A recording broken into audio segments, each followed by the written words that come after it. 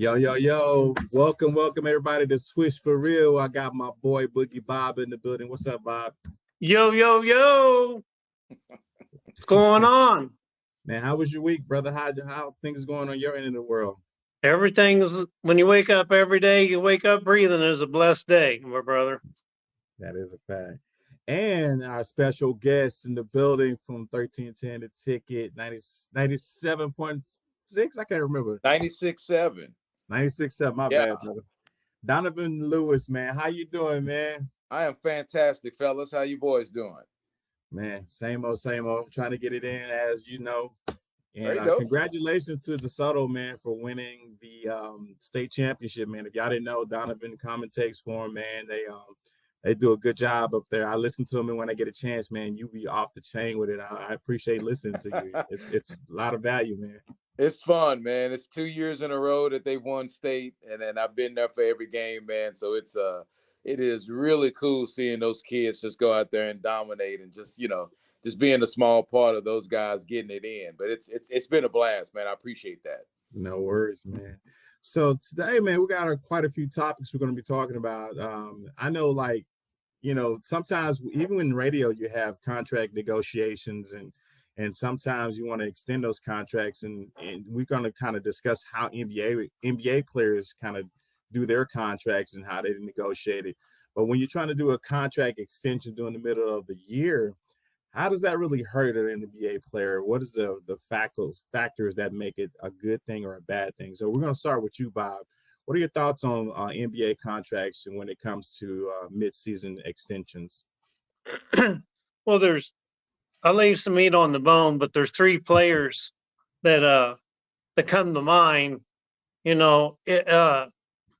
Superstars, they can do that, but ordinary players, role players, or even starters. So the first person that came to mind was Dennis Schroeder.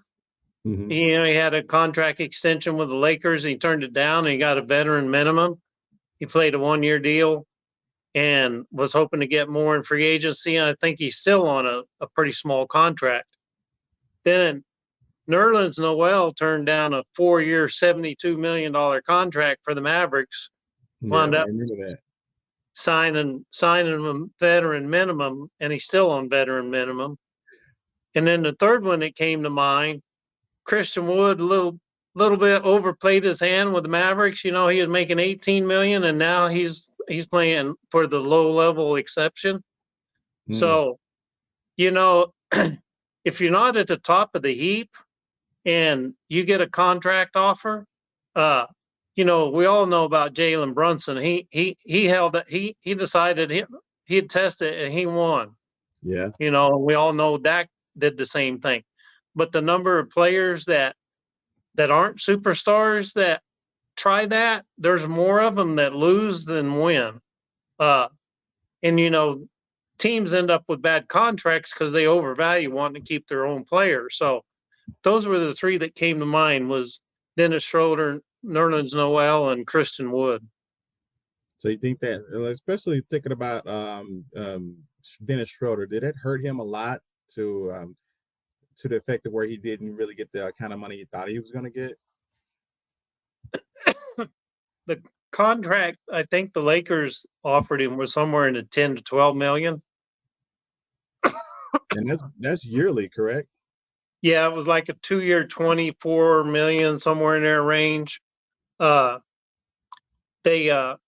thing is when you go, a team can sign you for more and keep you, but when you go to another team, they don't automatically get bird rights unless you play a certain number of years. Mm-hmm. So you can end up, if you don't sign those contracts, you can end up on several 1-year contracts. I think he's lost out on like $35 million total over the last 3 years.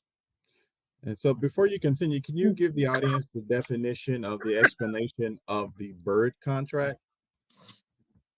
So bird rights are, I think you have to be with the team or traded. You can trade someone with their bird rights. It used to be 5 years. I think it's 3 years. Mm-hmm. 3 years that you have to play, if I remember right. So if you play with the same team or you were drafted, second rounders and unrestricted free agents and two-way contract people, they don't necessarily have bird rights. That was a problem with Jalen Brunson's contract because he is a second rounder and he just signed a 4-year guaranteed contract. So he didn't even hit restricted free agency. So it's typically first round picks or a player that has played a significant amount of time on one team. And that one team has kept their salary inflated. Like Dorian Finney-Smith, it played a certain number of years for the Mavericks, and so Brooklyn has his bird rights. Right. So they can pay excuse me, they can pay more than other teams can pay. And that's because they have him on the contract almost. Is that correct? Yes. All right, cool. And Donna, your thoughts on the same topic, man? What are your thoughts? Does it hurt players who don't go to the extension and try to hold out for something better? I mean, kind of like Jalen Bronson did. Yeah, it's the business, and they all understand that, and they all hire these agents so they don't have to deal with any contract negotiations or anything like that. So you just go, hey, it's always. I know sometimes a lot of people kind of get on the agents, but they're just doing their jobs, and it's ultimately up to the athlete if they want to take it or not. So if you want to bet on yourself and try it out, I don't think there's anything wrong with that. Yeah, we on the surface, we always say, man, they lost out on certain millions of dollars or whatever. But there are some times, man, that you've just got to bet on yourself. And if you think you're going to get something a little bit better, then you bet on yourself to go get it. And sometimes it doesn't work, but he's still playing the game and he's still getting paid. Maybe not as much as he wanted to at first, but it's one of those that if you're in the season, man, you're not trying to sweat it, because that's why you pay those agents all that good money is to do that stuff for you, and you just have it out of your mind and say, hey man, just let me know when to sign or give me my options, and then I'll make my decisions on what we need to do. So those guys understand and realize that, but it's a gamble, man.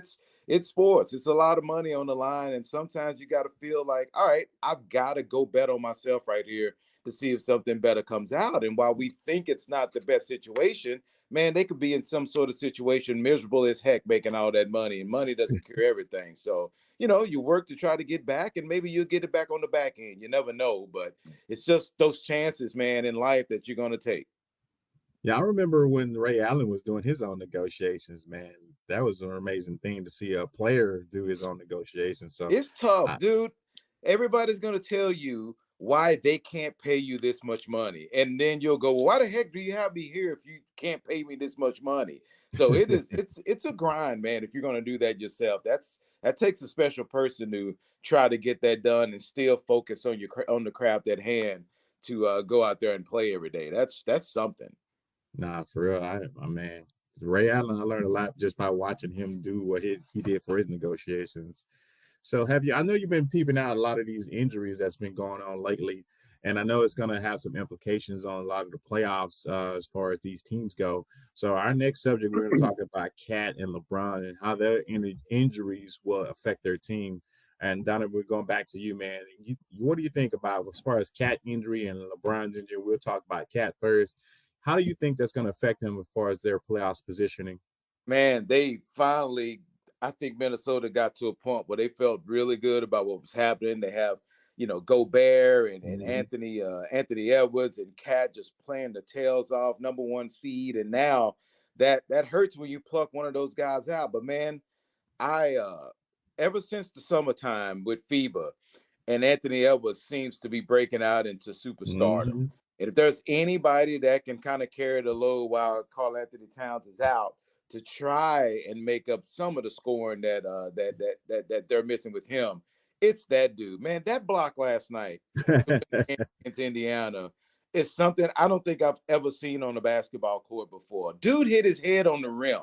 I seen it. To block the shot to win the game for Minnesota. And I think he is elevating to superstardom. So he is going to be that guy that they're going to have to lean on big time to make up for what they're missing with Karl Anthony Towns. The West is so tight that I don't know if they're going to end up with the number one seed, man. Karl Anthony Towns was pretty important to that team. So we'll see if they can try to hold off Oklahoma City and the Clippers and Denver to keep that number one overall seed. But I don't know. It's going to be really tight going for these last, 18, 19 games. And what about LeBron's impact? Do you think him being down is going to have a significant impact on the Lakers? I think so, but what's your opinion on it? Yeah, I think it will. You know, LeBron is that dude still, and he's the leader of that squad, and they're trying to fight. I can say if LeBron misses significant time, then they probably will 100% be in the play-in. But man, they have so much experience that's one team I definitely can say, all right, you know what, you need two chances to win, two games or whatever to make it to the playoffs. They definitely could do it with their experience, and even what they did last year, being in the play-in and making it all the way to the dang Western Conference Finals. So you can never count that team out. You know he'll be back. They may, kind of tread water a bit while he's out in the regular season, but once the playoff starts, he'll be there, and they'll be clicking on all cylinders for sure. And lastly, Jalen Bronson had a knee injury maybe a couple of weeks ago. What are your thoughts? You think New York still has a good chance to keep pushing, or will his absence be a significant impact for the team? That one is probably the most significant one out of all the injuries we're talking about, because he is absolutely the point guard of that team, and one of the reasons why they are where they are right now. They have injuries with Julius Randle, and OG is hurt also. So just Mm, kind of adding on to the fact they're going to have to try to hold on and see if they can avoid that play in. But again, I think they would rather have this stuff happen now than happen once the playoffs start or you get closer to it, because you can always make those runs like we've seen some of these other teams. Miami made the run to the finals all the way from the 8th seed. So you can yeah, always get there. And once you can get those guys back in a good enough time to make sure that when the playoffs hit, you'll be good, then I think they'll be okay. They just got to hold on, man. They got to hold on like they're on the side of a mountain. Make sure they don't let go while those guys are getting healed up. yeah. I know they're gonna surely miss Jalen, man, because he's a pretty much the heart of the team right now. Yeah, Because no without doubt. his scoring, it's gonna be on Julius Randle's shoulders. So we'll see how that goes. Going back to you, Bob, man, your thoughts on that cat situation in Minnesota? Well, we we did a segment before the season started talking about what teams would be surprises and which teams would fall. And I had the Clippers uh not going far because I didn't their injury history, I didn't think they would be able to stay healthy. And that's pretty much been true of most NBA teams that have had good health throughout the whole year. They tend to finish high. The Before I get into these players you mentioned, just look at how Cleveland weathered the storm of Darius Garland and Mobley being injured, Hmm. you know, and they Now, still Mitchell, climbed. yeah, they're going through it. They finally get those guys back, and now Mitchell is hurt and missing a few Now games. Mitchell's hurt. Mm. So, you always hear the saying, all sports next man up, but the next man up might not be as good. Uh, but here are my predictions. Lay, uh, lay it on the line a little bit here, even though I don't bet. I think Minnesota drops to the 4th or 5th seed. Mm. They're only 7 games ahead right now in the West. There's 19 left to play for Minnesota. So if if they go 10-9, then they're at 54 wins. And there's those teams underneath. Denver's on a roll. The Clippers are still healthy and rolling. Phoenix is coming on. I could see Minnesota falling to the 4th or 5th seed. Uh, the Lakers, don't kill me here, Donovan. I think the Lakers potentially miss the play-in spot. They only have a 6-game lead ahead of New Orleans and Houston, or not New Orleans, Houston and Utah. Utah. Utah's not trying to make it. They're rebuilding, Mm. but Houston is hungry. So, you know, Anthony Davis is going to have to not get hurt and carry that team, and Austin Reeves is going to have to show up and show out for them Mm. to get. It just depends how many. At age 39, what LeBron is doing, no one's ever done before. So you don't have any faith Averaging in D'Angelo what he Russell? does. You don't have any faith in D'Angelo Russell because he's been hooping lately. He's been like balling out. How many times has he been traded already? They would have 'Cause traded him this year if they could have found a taker. that's That probably why that he's guy is the definition of ice cold red hot. hooping. Well, Bob, I'm glad you don't bet, because you lose all your money with those predictions. Let me tell you. Like I said, don't kill me. Uh, I got the Knicks. They could drop to the play-in spot. Right now, they're only one game. I mean, they're in the top four, but they're only one game. There's like 3, 4 teams right underneath them that are within 1 to 2 games. Yep. So, Jalen Brunson is the engine that makes that car run. So even if they get OG and Randle back, they traded their backup point guard, and when your guard goes down, you got to have that guy come in and fill the spot. So I think it's possible that they fall to the play-in spot simply because of spread.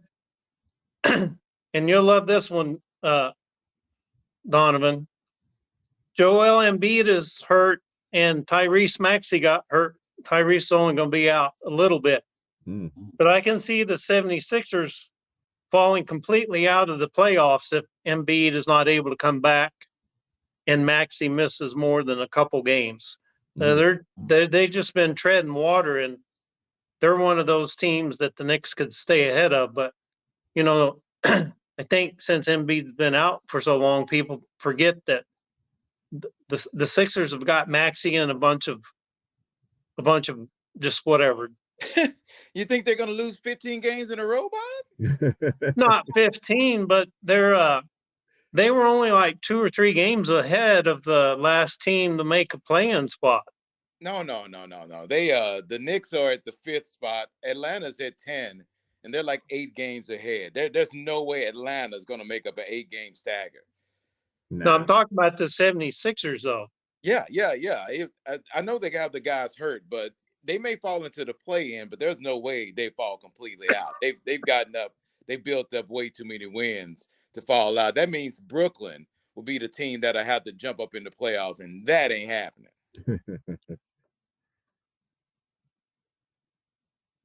But hey. Let me dig into my pocket here for you, Donovan. Okay. Okay. All right. I got you. But yeah, I think, in my opinion, I think they'll stay in there.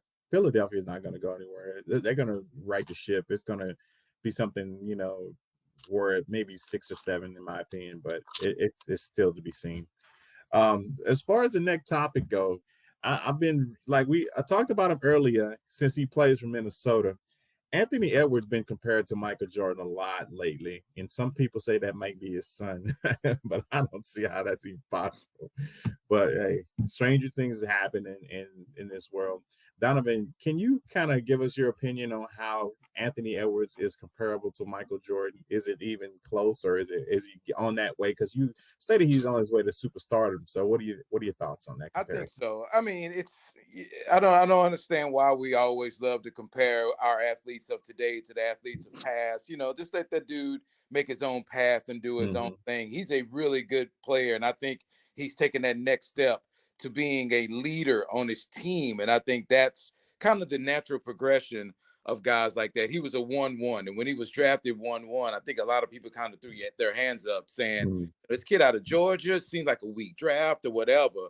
But he is steadily climbing the ladder of a guy that is honing his skills and honing his game. And I think that FIBA tournament this summer, when it was Brunson and Anthony Edwards, and when they were trying to find a guy that needed to score those points, they turned Anthony Edwards, and he was like, hey, man, don't take me off the floor. I got this. And I think that was the step in the maturation process of him doing the same thing with his team.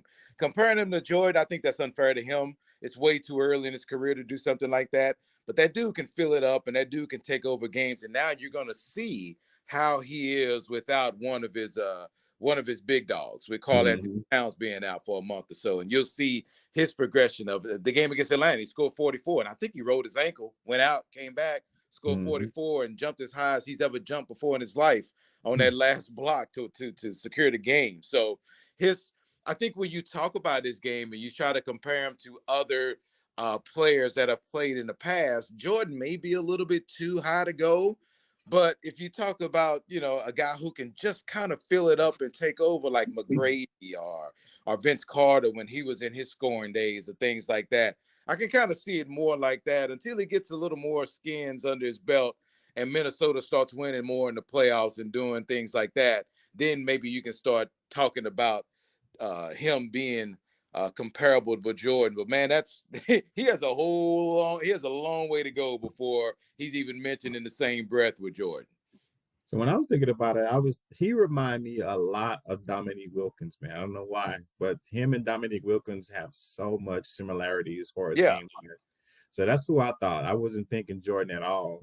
He's can be comparable, like I said, in future references, as long as he continue and if he can win about 6 championships. Right. To get Minnesota out of the first round, then all right, maybe we can start talking about comparing him to some other people. But he's trying to create his own path, and when he does, I'm telling you, that guy, just year after year after year, I think you're going to see his growth to the point of where he'll be in the MVP conversation here real quick. Not for real. And Bob, your thoughts, man? Do you think he compared to Michael Jordan, in your opinion? Well, both of y'all are younger than me, and I got to see Jordan play in college, and I got to see him from his rookie year all the way to when he retired. And to me, there was 3 real phases of Michael Jordan. There was, I'm going to dunk it and you can't stop me, and I'm going to get to the hole, and I'm just going to slam it. If you get my way, I'm going through you. There was the second phase of Michael Jordan, which was the turnaround jumper, like Kobe mimicked, where he didn't always go to the rim, but he backed you down. That turnaround jumper, sometimes mid-range, was deadly. And then the third phase of Michael Jordan, later in his career, he hit the three-pointer. So you look at Michael Jordan's shooting percentage over his career, it's pretty high. To me, MJ was a better defender. And when you can say MJ and a non-basketball fan knows who you're talking about, like everybody says LeBron, they don't say LJ. So, Michael gets a lot of props, and rightfully so. So I think he could be more, and I'll tag along with what Donovan said. He's very talented, and he's improving his game. He's got shades of Reggie Miller a little bit in his game. He's not one-dimensional. He has some similar skill sets that Michael Jordan had. But as I quoted in one of our previous episodes, it's a little early, but he's not in the same stratosphere as Michael Jordan, not yet. Not even close. No. Not even close. He has a long way to go. And I'll tell you what, I bet you Reggie Miller, Bob, wishes he was as athletic as Anthony Edwards, boy. Nice. He would have, but I bet you Anthony Edwards wish he could shoot the lights out like Reggie Miller, because Reggie Miller was an absolute sharpshooter that could just take your heart out. And if he can get even close to what Reggie could do in that area, then yeah, that would 100% improve his game. Yeah, and people forget early in Reggie Miller's early on, he was considered a dunker like Vince Carter, which is astonishing. Vince Carter played 22 years until LeBron breaks it. That's the record most number of seasons played. There's only 5-6 players that's played 20 years, and only, I think, 3 that played 21. But who would have thought when Vince Carter and Antoine Jameson were drafted that Vince Carter would last longer than Antoine Jameson? Yeah, I know. Nobody thought that. So, I mean, you just never know. Anthony Edwards is what, his 4th year, Donovan? I mean, yes, I think you're right. He's turning that corner. So, the Michael Jordan everybody wants to compare, his first championship was his 6th year. Right. So, they don't look at the early Jordan, and the Detroit Pistons had the Jordan rules, which was you come in the paint, you're on your butt. Come in the paint, you're on your butt. And so Michael Jordan, as he did in the documentary, I got to work out, I got to be strong, and he got to where if he went in the paint, he was going to dish as much hurt as he got. But people remember the best of Michael Jordan. They don't remember the early season struggles. His first 5 years in the NBA, not many people talk about that. So he had growing pains. So it's early for Anthony Edwards. It's like, let's see what he does in year 6 through 10, Yeah, he has a ways to go though, but again, I still think he's more of a Dominique Wilkins than a Michael Jordan. So Bob, we're going to continue with you. There's been some really horrendous blowouts lately in the NBA, and I wanted to kind of deep dive into some of the most lopsided victories there has been. The most largest victory of NBA game is the Grizzlies versus the Thunder, where the Grizzlies had 152 points and the Thunder had 73. In your estimation, can you tell me what game besides that one was most lopsided that kind of surprised you? That like, wow, I can't believe they got blew out like that. Well, I actually had three teams. What's funny is the scoring is way up, and I remember in the early '80s, teams would score 125. You got a free pizza at Reunion Arena. That's how far back I go. So, Denver was notorious for scoring in 130, 140s back then, and they didn't shoot as many 3-pointers. What's most teams, if you look at any of the stats, most teams get around 90 shots per game. The difference is almost half of those are 3-pointers now. Teams, it used to be unheard of. Okay, you took 10, 12 3-pointers, and it got to where if you was taking 20, James Harden in Houston, they were like 30, and everybody thought that was unreasonable. You look at a lot of these teams, even Pacers are a good example. They took 45 threes. So it's not the number of shots that they're necessarily taking, but the high percentage that these players are making. And so the Thunder game, yeah, that was 62. People forgot the 76ers won by 53. The Celtics have won 3 games by 50, 51, and 52 points. And lest we forget, in the Valley of the Sun, the Mavericks beat the Sun by 50 points early in the season. So it just goes to show you, like, it's as Mark Jackson likes to say, it's a make or miss league. And the other night, when they were playing the first game against the Pacers, they were like, Pacers couldn't miss from 3-point. Even Miami last night hit like 6 of the first 7 of the first they 8. were 9 from the field right at the beginning of the game. Yeah. I mean, they hitting corner threes. So these players today being able to make that corner 3 or the kick out 3, it's as easy to them as a layup. Percentages are not quite as high, but it's the scoring is up across the league, and it isn't that there's more shots in a game. From what I can tell, occasionally you see a team have 100 shots, but most teams it's about 90 shots with 40, 45 of them be 3-pointers. And there's not a lot of fouls in today's game. You see the number of free throws shot. It's usually in the teens or low 20s.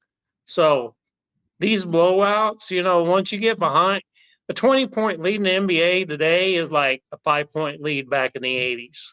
It's just so many teams come back from 20 points down. It's not even funny, but it's like it gets to a point with player resting and the coach just throws in the tag. Hey, we got a back-to-back. Well, we got to rest my superstar. I can't run up his minutes.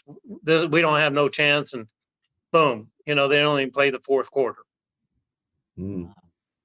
And Donovan, what's the most lopsided game they had you surprised that they got beat by that margin? It was, I guess it was recently when Milwaukee got drilled by Golden State. That was like a few nights ago. Oh, yeah. Just don't kind of expect those guys. And it's the NBA, and I know everybody's not going to have it on every given night.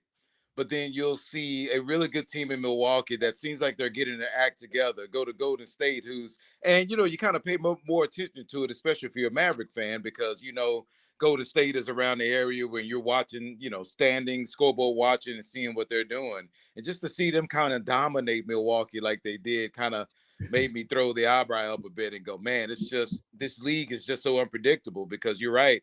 You could have every intention. You have the greatest game plan in the world. And if your shots aren't going in, you throw your hands up and say, what the heck can you do? And the other team is just making everything, no matter how good a defense you're playing. You could be playing really good defense. I thought the game when the Mavericks played the Pacers in Indiana, they got drilled by like 20 something. And I think you can easily point to the fact that, well, they just didn't play defense. That's why they lost. And I thought the Mavericks did not play that bad a defense in that game. Indiana was just 100% on fire and they couldn't miss. So it's just sometimes you throw your hands up and go, what can you do? If those guys are just throwing up crazy shots and it's going in, just kind of chalk it up to the game. So usually a game in the NBA, even if they're getting drilled, it doesn't surprise me. But that one kind of did because it's a nationally televised game. Everyone's pretty excited about it. It's Giannis and Steph Curry. And then you don't have Steph Curry playing for a quarter and a half because they're drilling them by 40 points. And it's like, wow, that's just totally unexpected. So you think it's just the nature of what it is now in the NBA? Because I know a lot of the defensive, the league changed the way they call games now as far as rules-wise. Those rule changes, in my opinion, it has a lot to do with what's going on with the abundance of scoring and how these teams are just blowing teams out. I mean, is that a good factor that I can kind of put my hat on? Yeah, and because these teams are just now 100% counting on the three-pointer. That's it. And if they're going in and they're having a really good day, then you're going to see them light up the scoreboard. And if they're not, then you're going to see them struggle and the other team is just making it. It's like Bob is right. They're shooting 43s in a game now. So if you make 15 to 20 of those, you are killing another team because you're really on fire from three. So it's about them. Just the abundance of threes, them counting on the threes. That's the game plan now. It's not just an open look. That's what they look for. So now you're going to see a lot of people scoring more points. And then you'll see if they're on fire and they're making them and the other team aren't, then you can see the separation pretty quickly when that team is just on fire from three-point land. Now, I always thought that the defense had a good bearings as far as how teams go. Because like when I used to coach and a team was shooting a lot of three-pointers, would go to a man-to-man. If you're in the zone and they shooting three-pointers, that zone is going to get busted for those threes. So you think the defense also has a bearing on how they get blown out as far as teams go? Maybe so. It's, times have changed, of course, in the NBA, and the rules have changed where you can't be as physical on defense as you were before because they wanted to see some scoring. Gone are the days of, back in the early 90s when the final score was 69 to 65 because you could just mug people anytime on the court. Like those days are gone now. So they want more scoring and they've got it. So I think a lot of people are really, really concentrating on the offensive end and leaving a lot to be desired on the defensive end. I think that does have something to do with it. People playing small, and plus the big guys who would usually clog the middle, those dudes are shooting threes now. They're the three-point shooters. They're the ones that are stretching the floor and causing your defense to scramble a lot and having all those open looks. So it's just it's wild how the game has evolved from the late 90s to where it is now because the NBA wanted it and they got it big time with the influx of the European player who are just really fine shooters now. You just have a lot of skill in this game right now that I think people may dismiss as bad defense, but I kind of look at it as really skilled offensive players now who can shoot the lights out. And if you have some of those, man, scoring is going to go up and it's going to make the defenses look pretty bad. But then you look at the playoffs. It's like Mark Jackson's favorite quote when he was announcer: "Good defense, better offense." Right, right. And in the 90s, or when the Pistons were playing, it was no blood, no foul. If you didn't draw blood like on the playground, they're like, that's a foul. Like, hey, I gave you a penny and got change back. That call was so cheap. Right, right. And so there's a tight margin, even though the scores are big. Like Donovan was saying, the number of shooters and Coach Mike, you probably remember this. It's like we have layup drill practice, and the kids want to go out there and they see number 30. They want to go out there and shoot a three-pointer. Exactly.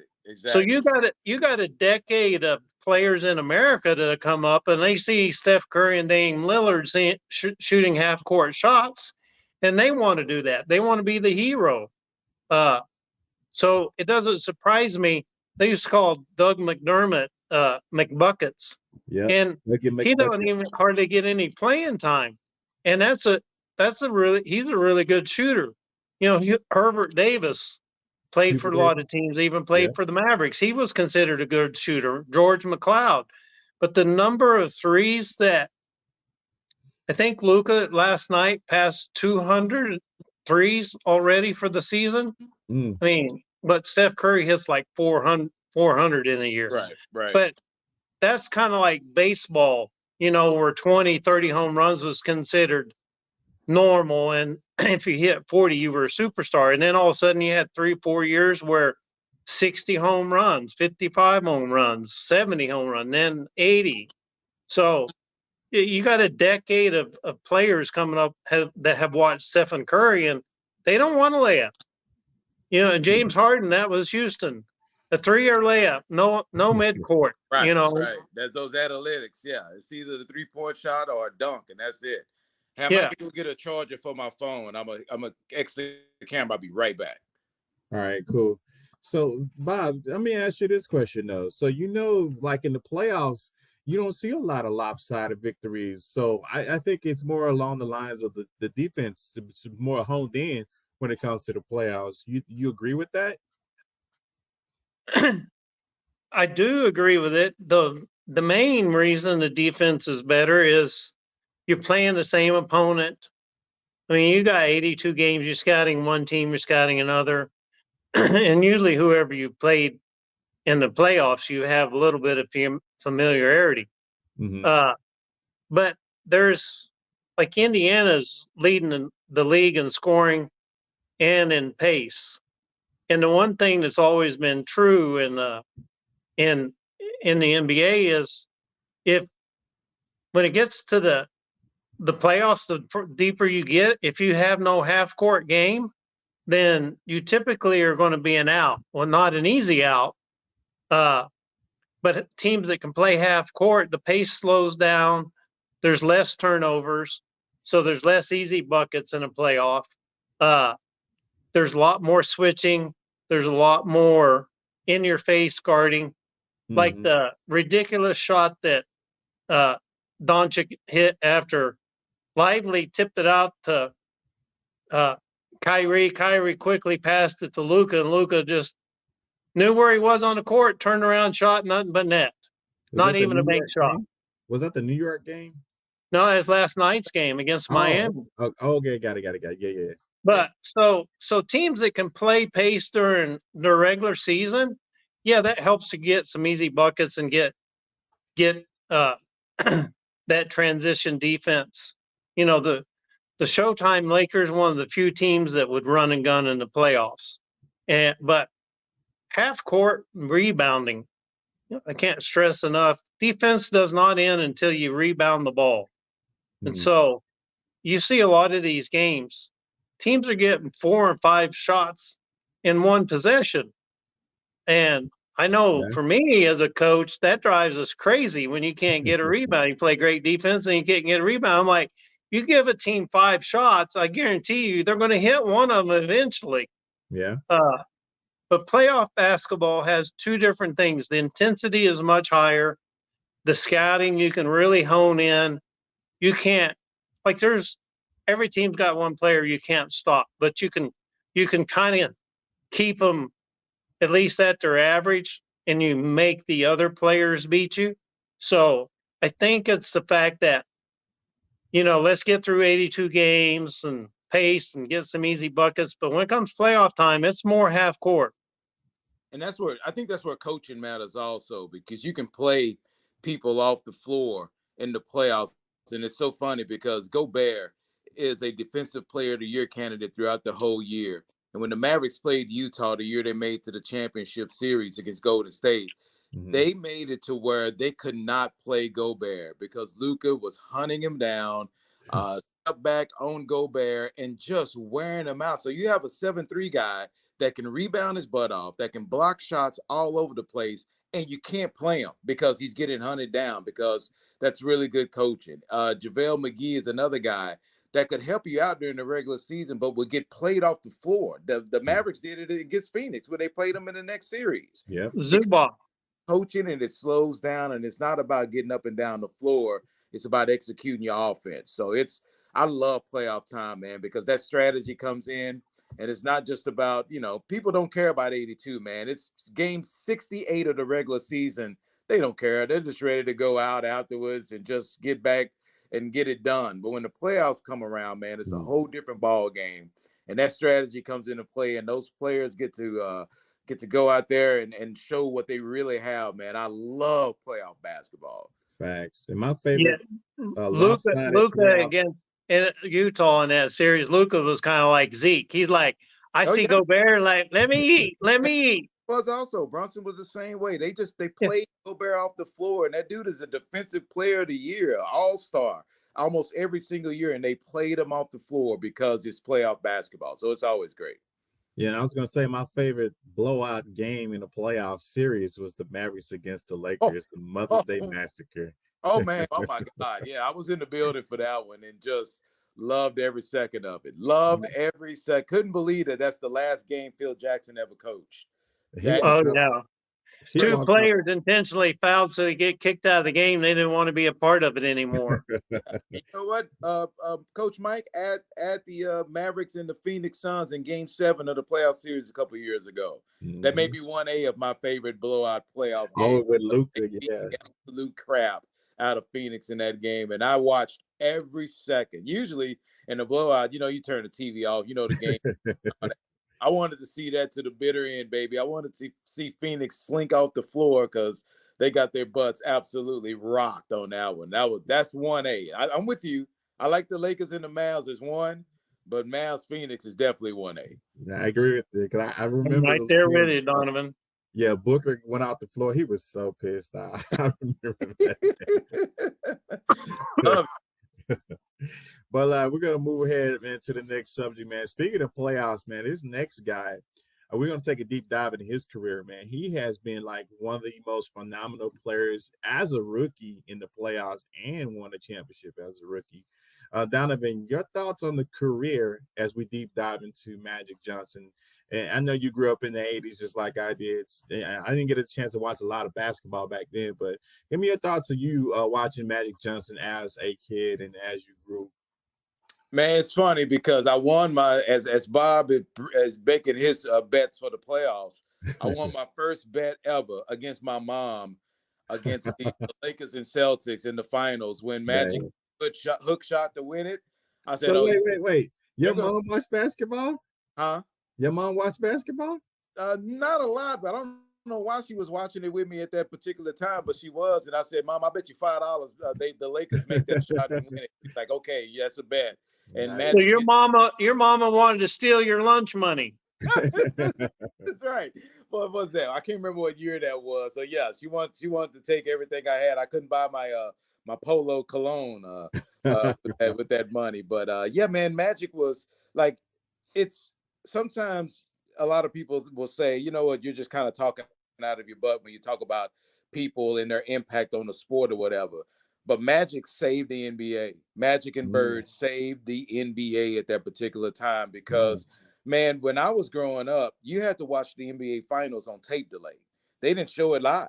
They replayed it like at 10:30 at night so you can see the games or whatever. It just wasn't popular whatsoever. And when you had that matchup with Magic and Bird, it just absolutely saved. It made the NBA what it is right now. And a lot of people point at the 92 Olympics, the dream team that made the game global, and it did. But it wouldn't have gotten to that point without Magic and Larry, man, because they put the NBA squarely on the map and had everyone interested in it. And just his game being a big guy that could handle the rock and get everyone involved was something that you just didn't see at that particular time. Our point guards were always the shortest guy on the floor. And if you were 6'8", 6'9", you're playing in the post. You're trying to, and especially as big as he was, you're just trying to get as close to the basket as you possibly can. But that guy and his game just kind of transformed everything as far as how we look in the NBA and what bigger guys now being able to handle the rock now and being a LeBron type, being a Luka type, as far as not being just a little guy, man. That it was and he had that electric smile and just personable and everything. Like he he is probably the start of what every NBA athlete wants to be right now, as far as marketable, personable, with the game, winning championships, all that stuff. I think it all started with Magic. Right. So talk a little bit more. I mean, you haven't said anything about it yet, but when he had the when he was diagnosed, that had a big impact on how the NBA protocols were set forth when it comes to infectious diseases. What were your thoughts on that particular time? Yeah, I've always, and I get talked about a lot because I'm no conspiracy theorist whatsoever. That's not my game. But it just, right when the diagnosis came, it just felt a little bit suspicious as far as when he announced it. And my whole thought process on that was, in all honesty, is that okay, if there was even a remote chance, because right when he said the diagnosis, it was a lot of misconceptions about HIV and AIDS. I mean, a ton of misconceptions. You had no idea if you can get it through blood or sweat or anything. Mm-hmm. And so, if there was a remote possibility that he could transfer that disease on the court, why would the NBA even take that risk of putting it back on the floor when that happened? So I Mm-hmm. would always contend in my barbershop kind of way, he never had it. It was one of those things to where they needed to raise awareness, and who more to raise awareness than Magic Johnson about the dangers of this disease that's spreading around? Because around that time, if you got HIV, dude, in about 2 or 3 months, you were dead because they Yeah. had no clue on what to do. Look at Easy E. Easy E Yeah. had HIV, AIDS, bam, he's gone. And now, Magic Johnson was, I felt for a while, he was just a spokesperson, one of those guys that, oh my God, if Magic Johnson can get it, then anybody can. And that raised awareness. But, maybe I need to soften my conspiracy theory thoughts about that. But no, it's one of those things that, again, as he transformed the game with his play, it kind of put everyone on notice about that disease and and the causes of it and all that other stuff. So, I mean, he was influential in a whole bunch of different ways, and I think that was one of them. So bringing it back to current times, him being a GM for the Lakers and he's bringing in LeBron. What are your thoughts on that situation when he had the opportunity to do that for the Lakers? It's funny because a lot of the star players, I think they find it tough being a coach because they don't understand how the heck you can't do that and just do all the things that I did. Well, it doesn't work like that, dude. You were blessed. So I'm not as blessed as you are. You got to teach me how you did it instead of telling me how to do it. And usually those guys don't succeed because how many games did Magic Johnson coach the Lakers where he just fell flat on his face? I can't remember how many he had. Yeah, he didn't last very long, a season or so. Well, I feel like it was only like 18 games or something, if I'm not mistaken. Like it was a really short. Yeah, half.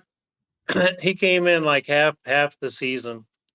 And it's it's one of those things to where you feel like it's the greatest idea in the world to have Magic Johnson as the GM or the coach or anything like that.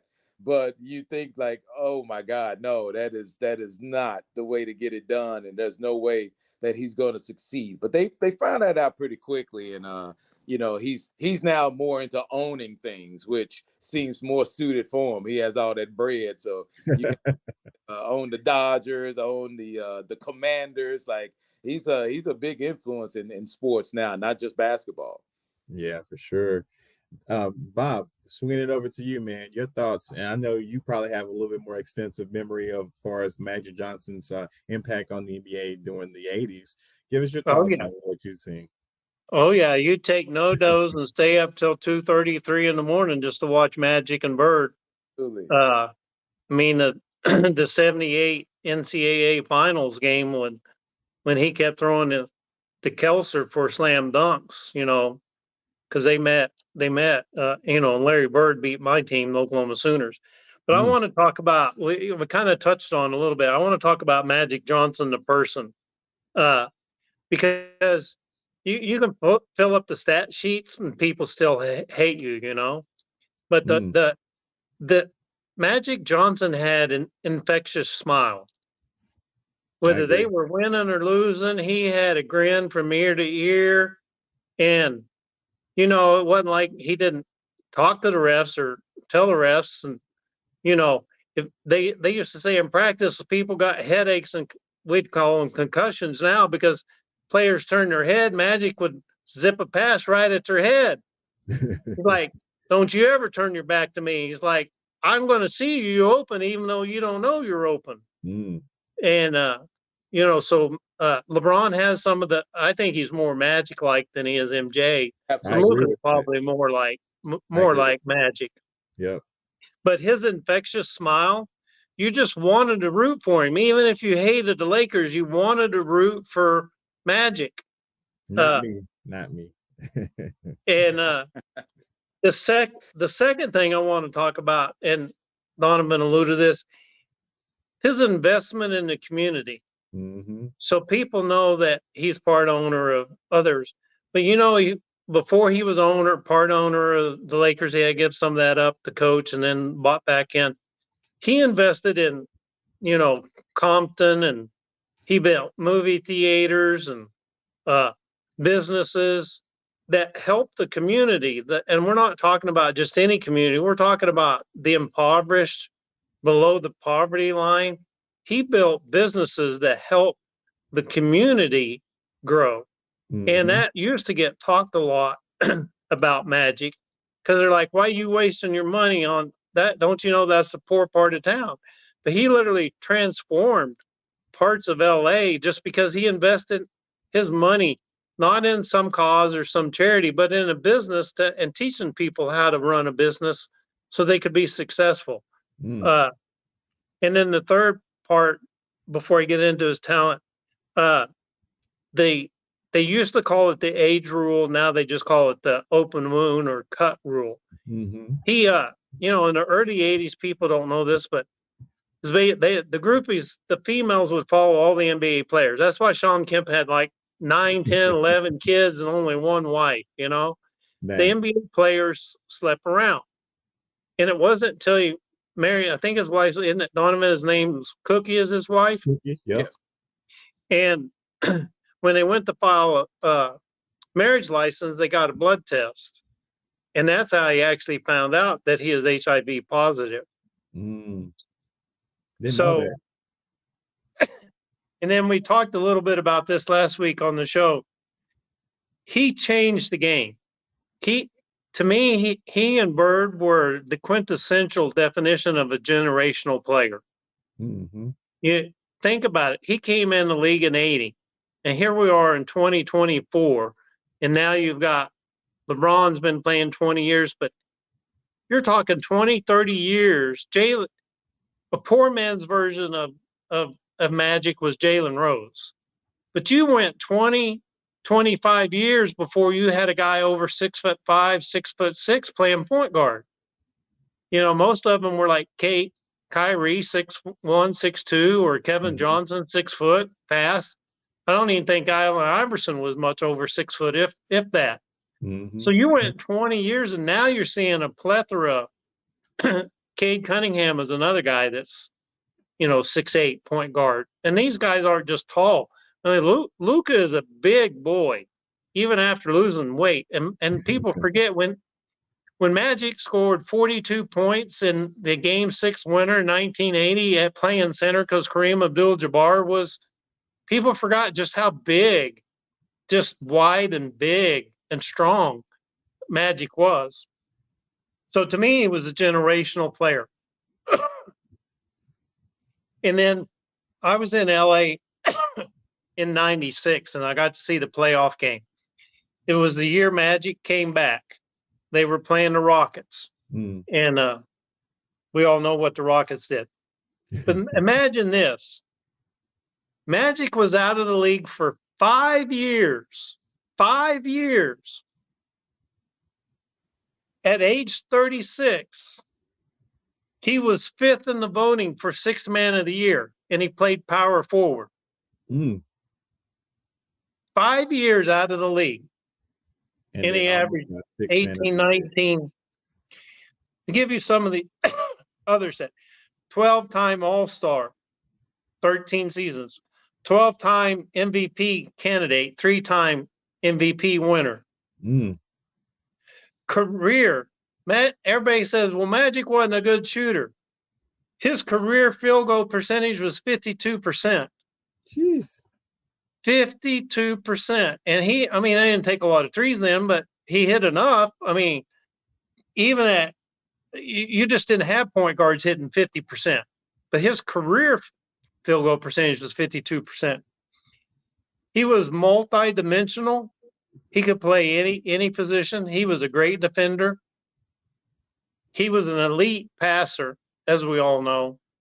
I agree. That dude was my favorite kind of quote, and this came out in the documentary on Michael Jordan. Magic said Bill Fitch was long past was the Pistons coach, and he basically put the West players against the East, and Magic's like, who's this new dog? I'm going to show him who's the boss. And they said after the first scrimmage, Magic was just shaking his head. He goes, yeah, I'm not king of the hill anymore. He goes, that dude MJ, he's the new dog. He's like, but he was bound and determined to show Michael Jordan that, hey, I still rule this game, and it's still my game. And Michael Jordan wasn't having anything but have it. And Magic still to this day, you'll hear him in interviews talk about how, he knew his throne was ending when Michael Jordan was coming into his own. And this was like, what was the first year they played the Dream Team? Was that 92? What year? 92. 92, yeah. I think I was there. Man, and you speaking about him playing the power forward position, this actually goes right into the next topic and our last topic of the night, man. And we were talking about this guy, I idolized him when I was watching basketball as far as college goes. And we're going to compare him versus this other guy. My favorite all-time player, Chris Webber. Man, when he was in Michigan, oh, my God. Even when I played basketball, everybody say, you play like Michael Jordan because I looked like him a little bit. But I was like, no, I don't play like him. I'm a Chris Webber fan to the heart. So every time I wear a jersey, it's got to be number 4. So we're going to compare Chris Webber versus Julius Randle. How do their careers compare now, and who would you take if you had to choose on a blacktop as far as Chris Webber or Julius Randle? Donovan, give me your thoughts on this subject right here.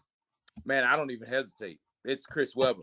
In his prime, that dude's game was so smooth, man. I know the injury bug hit him when he got to the pros, but his Michigan time, it is a shame that team didn't win a national championship in the 2 years that they went with Weber and the Fab Five. They were, man, and I think that kind of clouds his accomplishments, even in the pros. And when you kind of rethink about his career, that's probably one of the first things you think about. And that dude's game was just so big and so smooth for the time. And I like Julius Randle, just the left hand problem. He's more of a bully ball type of player than Chris Webber was. But, man, he was so skilled that I think if he didn't get hurt as often as he did, then we'd be talking more about him even with his NBA career. But, you get the bouncing around teams and all this other stuff.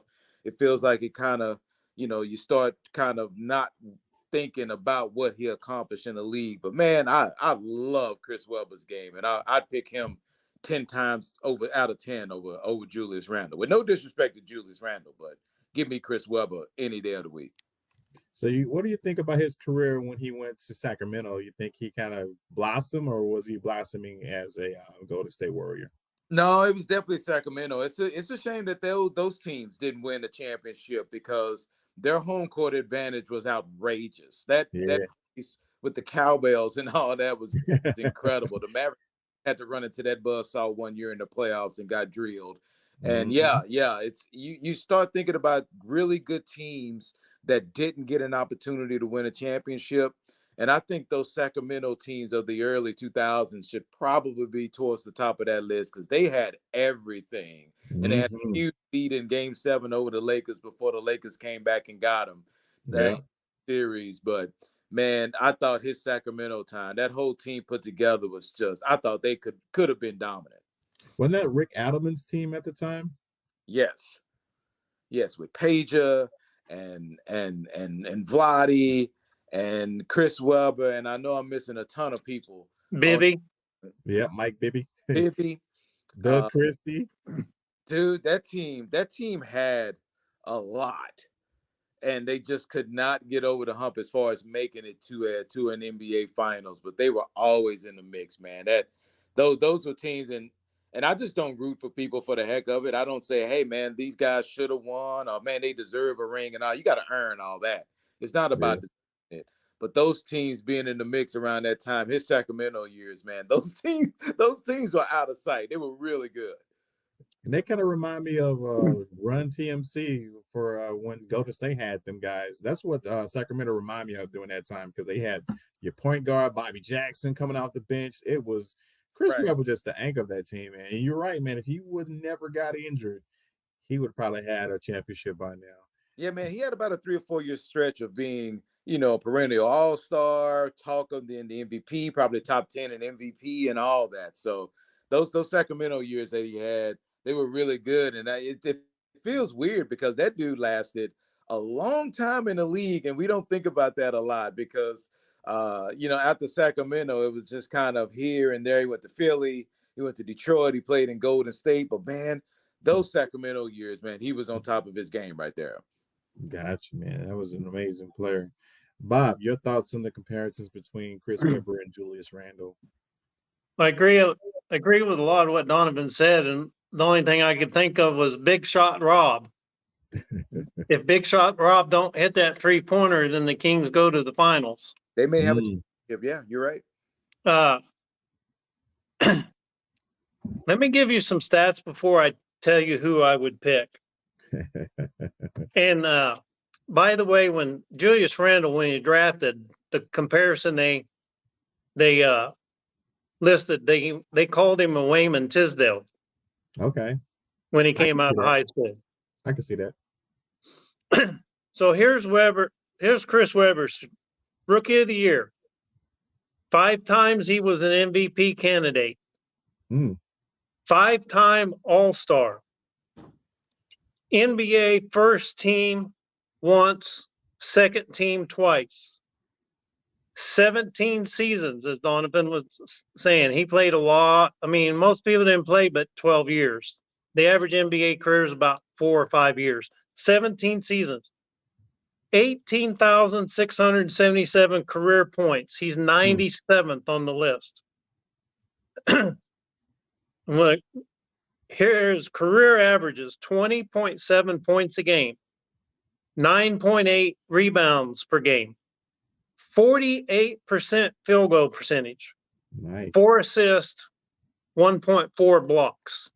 I'm going to come back to that in a minute. Say, the assist is what made me so impressed with him, because he could pass and was willing to pass. That's one reason why I love the pass, just because he was so willing to do it. I was like, man, I'm going to be just like him. So he had 17 seasons. So far, Julius Randle, it's hard to believe, he's already played 10 seasons. Twice he has been a most improved candidate. He's been an MVP candidate 1 time. Nice. He's a 2-time All-Star. He's made the second team NBA once. 12,243 career points. So just slightly ahead. His career averages: 19.1 points, 9.4 rebounds, 47% field goal. Not bad. 3.7 assists, 0.4 blocks. So when you compare their points, rebounds, field goal percentage, and assists, it's pretty much a dead even tie. But Chris Webber, 1.4 blocks versus 0.4 blocks. Chris Webber was a two-way player before the term even came out. The guy played defense. I was blessed to see him in '92 in New Orleans when they played that Kentucky team, and they called a timeout because they couldn't get the ball in. And then late in the game, they called a timeout that they didn't have, which allowed North Carolina to win. Broke my heart. And North Carolina actually won the first championship that year for Dean Smith. So if I had to pick somebody, I would take Weber because he's a better defender. You ain't lying. Weber is like again, I cannot say how much I love that dude, man. I got all his rookie cards and everything. So Yeah. he's been a favorite of mine since I was very, very young when I started watching NCAA basketball. And then they changed the culture as far as how you wear your shorts, man, because they're the one who brought the shorts to your knees to the game, man. And it's And like, the high socks, man, the high black socks. Yep. Everybody started wearing it. Then Nike started producing those black socks, and it just became a fad. Now, everybody just wear colorful socks nowadays.